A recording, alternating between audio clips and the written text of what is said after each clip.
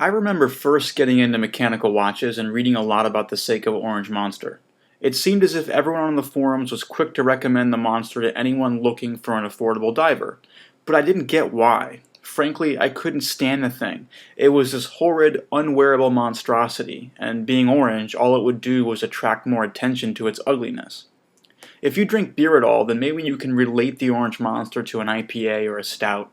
It's a watch you can only appreciate once you've got your everyday taste settled and you're looking for something bolder and more esoteric, at which point the Orange Monster grabs and doesn't let go. It's a watch that taught me that strong reactions, whether positive or negative, ultimately turn positive once the right frame of mind comes around. The moment my perspective changed and I began to consider it, I fell head over heels with it and needed to buy it immediately.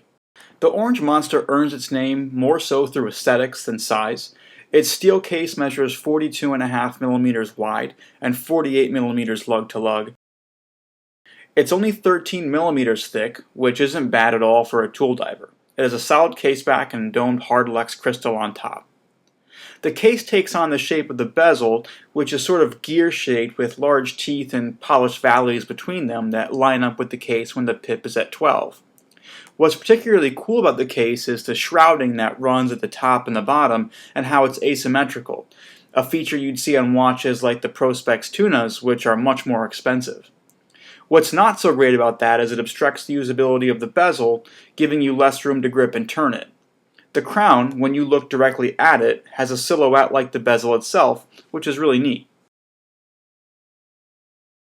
The dial is strictly about visibility. It's a bright orange with luminous hands outlined in black. The huge arrow hour hand is bold but functional in that it's easy to differentiate it from the minutes hand, a trait often seen in real divers. And this is really for diving. Any watch that says divers on the dial is actually an ISO certified watch for diving.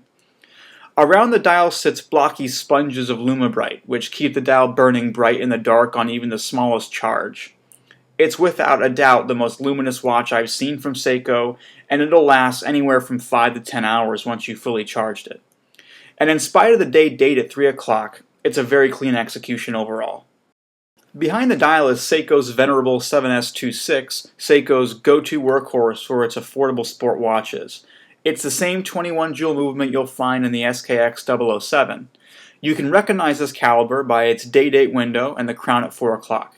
It doesn't hack or hand wind, and it'll last about 41 hours on a full charge. Given the Orient Mako, another affordable diver, has a killer bracelet on its $200 watch, I'd say that it's the only one that has a better bracelet for the money than the Monster here. It's a solid, attractive bracelet with a combination of brushed and polished surfaces. Because it has no traditional lugs, there are no end links, which means there's no chance for there to be any hollow or loose-fitting end links, something that really bugs me on cheap bracelets. It's as comfortable as it gets, but it also comes on the vented rubber strap that so many Seiko divers do. Of course, it's a real diver, so it has a nice secure clasp with a dive extension. They're making a new version of this watch now, so it's not as easy to find the SKX781s as it used to be, but they're out there. Retail price for this watch is $475, but you'll often find it online for half that. And honestly, your best mechanical alternatives for the Orange Monster are going to be within the Seiko family, an SKX007 or maybe an Orient Mako. It's unique, comfortable, and has real Seiko DNA that collectors adore. It's worth every penny, and it's one of the watches that I'll never sell.